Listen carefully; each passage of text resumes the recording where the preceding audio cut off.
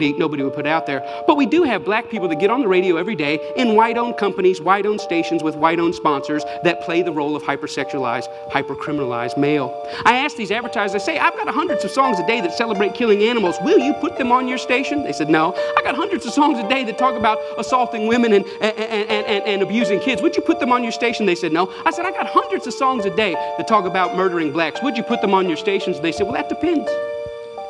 Depends on what? Who it's done by and who it's branded for. Because if we can get black folks to sing about it and we can brand it for our youngest black audiences, I think there's money to be made. I think there's American appetites to see these people that way.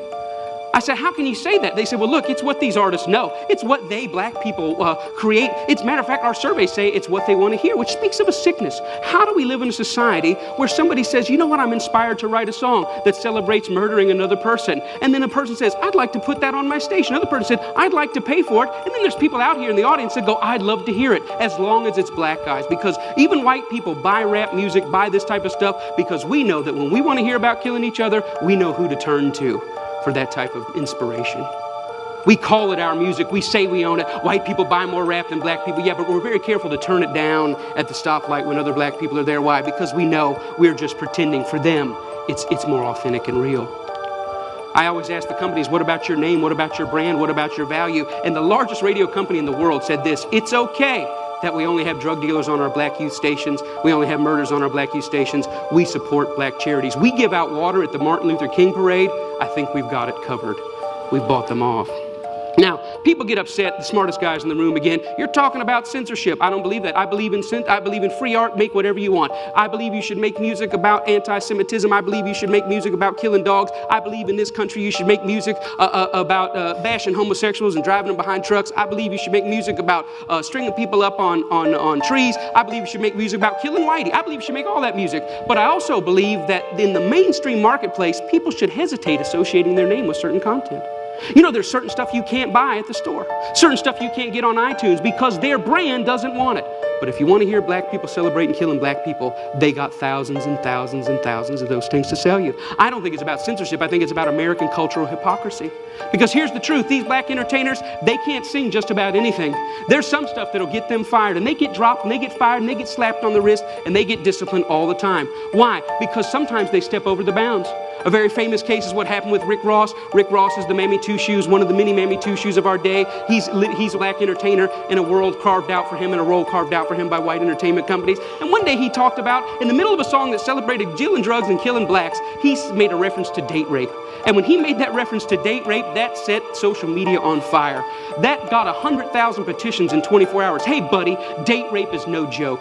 That had white people standing outside of Reebok in New York saying, you better take this seriously. We're tired of a rape culture in America. One line in one song moved the masses. And you know what Reebok did? Did they stand by him and say, hey, we believe in freedom of speech. We believe in freedom of expression. It's just a song. Calm down. No, they fired his tail on the spot. The president came out and said, this goes against our high standards. He's gone against the values of our brand. Shame on Rick Ross. We're disappointed. He doesn't know how serious date rape is. And when I saw that, I thought, wow, how convenient. Isn't that amazing? But here's what really happened. It's not their brand, it's not their values. Rick Ross went off script. He was hired to get black customers, and they think that black customers go with black bait. And in America, black bait is the hyper-criminalized, hyper-sexualized portrayal of black people. And as long as he had sung about that, the stuff that got him hired, he still have a job at Reebok. But when he touched other sensitivities that affect us, he lost his job. See, the truth is, it's not they that need to change. It's we that need to change. We created the lies. We created them for our profit. We own the companies. We own the record labels. We own the advertisers, and we keep putting it out. And it's this that's got to change. I thought about it. You know what? I wonder if White Mike could get anybody's attention on this. So I stood outside of a Walmart, and I said, hey, I don't think killing cops and killing blacks is very cool. And you know what? It only took 7 weeks of Mike standing out there, and they wrote a letter and said, yeah, we don't think it's cool either. We're going to pull our name off of that. The largest retailer in the world had never considered that maybe their commercial shouldn't be right before or after a song about young black men being gunned down. And I realized this, that black murder is normal, but it should not be.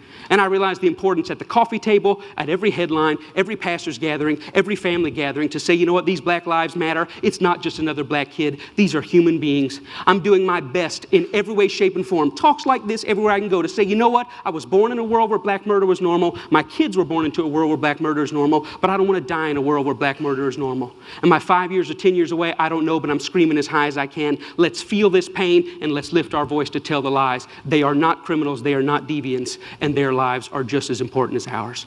Thank you very much.